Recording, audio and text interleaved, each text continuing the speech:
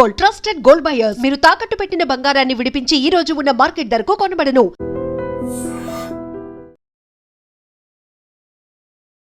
మెదక్ జిల్లాకు సంబంధించిన కాంగ్రెస్ నేత, ఇప్పుడు అధికారంలో ఉన్నటువంటి పార్టీకి సంబంధించిన ఎస్సీ సెల్ సెక్రటరీ అనిల్ అనుమానాస్పదంగా చనిపోయిండు.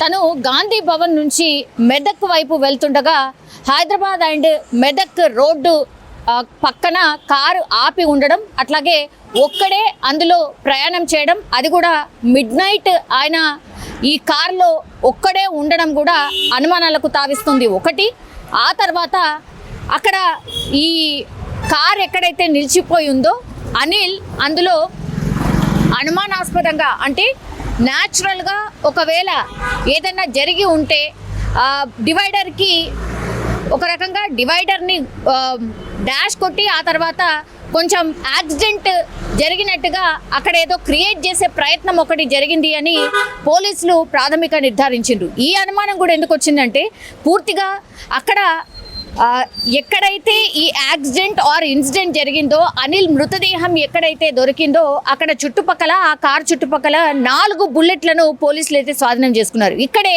అనుమానం స్టార్ట్ అయింది. అసలు ఏం జరుగుతుంది? ఎందుకంటే ఇంకొకరు ఎవరు లేరు. అనిల్తో పాటు గాంధీ భవన్ నుంచి వచ్చి వెళ్ళిన తర్వాత పార్టీ కార్యక్రమాలు చాలా పెద్ద ఎత్తున జరుగుతున్నాయి కాబట్టి ఏదో ఒక అవసరాల కోసం జనరల్లీ లీడర్స్ వస్తూ ఉంటారు, నాయకుల్ని కలిసి వెళ్తూ ఉంటారు. అందులో భాగంగానే అనిల్ కూడా నిన్న మెదక్ నుంచి హైదరాబాద్ వచ్చి గాంధీ భవన్లో మీటింగ్స్ అన్నీ కూడా, కార్యక్రమాలన్నీ అటెండ్ చేసి తిరిగి వెళ్తున్నటువంటి టైంలో ఈ ఇన్సిడెంట్ అయితే జరిగింది. ఫస్ట్ ఏమో యాక్సిడెంట్ లాగా ప్రొజెక్ట్ చేసే ప్రయత్నం జరిగింది. పూర్తిగా కంప్లీట్గా ఎవరో దీని వెనకాల ఉన్నారు అనే అనుమానం కలిగించేలాగా అక్కడ ఒక క్రియేషన్ జరిగింది అని పోలీసులు ప్రాథమికంగా నిర్ధారించుకున్న పరిస్థితి. అంటే అక్కడ 4 బుల్లెట్లు కనిపించాయి. ఆ 4 బుల్లెట్లు అనిల్కి వీపు భాగంలో, అట్లాగే మెడ భాగంలో అండ్ వెనకాల కూడా రక్తం మరకలు ఉండడం, ఆ తర్వాత బలవంతంగా అంటే కార్ నుంచి బయటకు లాగి కాల్చిన తర్వాత కార్ లోపల బలవంతంగా కూర్చోబెట్టే ప్రయత్నం ఒకటి జరిగినట్టుగా అక్కడ స్పష్టంగా అయితే అర్థమవుతున్నట్టుగా పోలీసులు అయితే ఒక ప్రాథమిక నిర్ధారణకైతే వచ్చారు.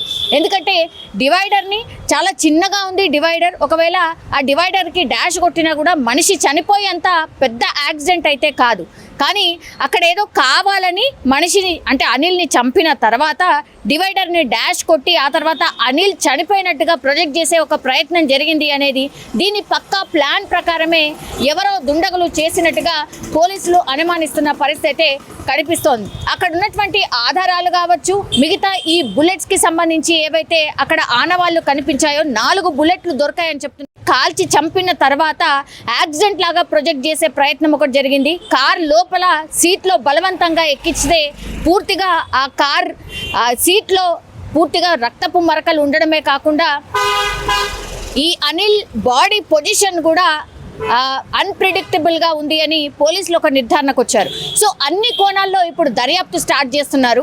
అనిల్కి ఎవరైనా శత్రువులు ఉన్నారా, ఎవరైనా బెదిరింపులకు దిగారా, లేకపోతే ఈయన మీద ఎందుకని ఇంత కక్షతో చంపి ఆ తర్వాత అదేదో న్యాచురల్ డెత్ లాగా క్రియేట్ చేసే ప్రయత్నం ఎవరు చేసి ఉంటారు, అనిల్కి శత్రువులు ఎవరైనా ఉన్నారా, ఇట్లా అన్ని కోణాల్లో కూడా, ఎందుకంటే అధికార పార్టీకి సంబంధించిన నాయకుడు కాబట్టి అండ్ యంగ్ లీడర్ కాబట్టి, ఇప్పుడిప్పుడే ఎదుగుతున్న లీడర్ కాబట్టి ఆయన మీద ఫోకస్డ్గా ఎవరైనా కావాలని చంపారా అనే కోణంలో, అన్ని కోణాల్లో ఇప్పుడు దర్యాప్తు అయితే చేస్తున్నారు. అక్కడ కుటుంబ సభ్యుల్ని కూడా అడిగే ప్రయత్నం చేసినప్పుడు వాళ్ళు కూడా రకరకాల అనుమానాలు వ్యక్తం చేస్తున్నారు. ఆయన చాలా యాక్టివ్గా ఉంటాడు, ప్రజల్లో తిరుగుతూ ఉంటాడు, ఏ ఫోన్ వచ్చినా ఎంత రాత్రైనా సరే వెళ్తూ ఉంటాడు, ఇదే అదునుగా భావించారు కాబట్టి ఈయనను చంపాలనే చంపారు, ఈయనకు శత్రువులు డెఫినెట్లీ ఎవరో ఉండే ఉంటారు అని కొంత అనుమానం అయితే వ్యక్తం చేస్తున్నారు.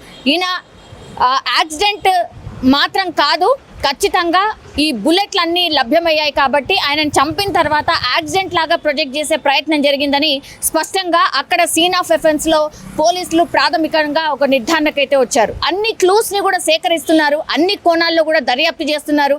అందరూ నాయకులు కూడా ఫోన్ చేసి పోలీసులకు పూర్తిగా ఇన్ఫర్మేషన్ తెలుసుకుంటున్న పరిస్థితి. మెదక్కి సంబంధించిన కాంగ్రెస్ నాయకులు కూడా స్పాట్కి వెళ్ళి అసలు ఏం జరిగింది ఏంటి అనేది కూడా పూర్తిగా క్షుణ్ణంగా పరిశీలిస్తున్నారు. సీసీ కెమెరాస్ కావచ్చు, ఆ చుట్టుపక్కల ఉన్నటువంటి ఉన్నటువంటి ఏదైనా బిల్డింగా లేకపోతే ఇంకోట అక్కడ సీసీ ఫుటేజ్ని పూర్తిగా సేకరించే ప్రయత్నం చేస్తున్నారు.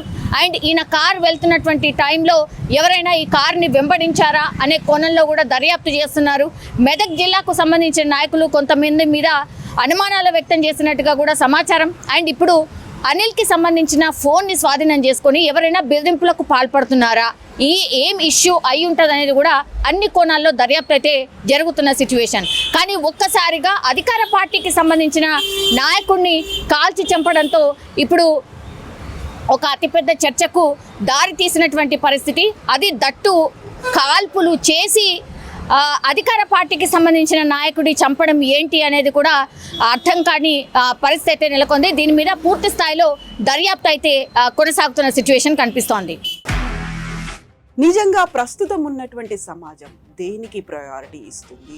ఆర్థిక సంబంధాల చుట్టూ మాత్రమే తిరుగుతోంది. మళ్ళీ ఎన్నికలంగానే చాలా విరక్తి కలుగుతాం. మంచి అనిపిస్తుంది కదా, లేడీస్ కూడా ఛాలెంజింగ్ జాబ్స్ చేసినప్పుడు చాలా బాగుంటది. ట్రాఫిక్ అసిస్టెంట్స్ గా నియమించిన ట్రాన్స్జెండర్స్ అందరితో సాల్యూట్ చేయించుకుంటున్నారు. ఫుడ్ డెలివరీ ఇవ్వటానికి వెళ్ళినటువంటి డెలివరీ బాయ్ అనిల్ పై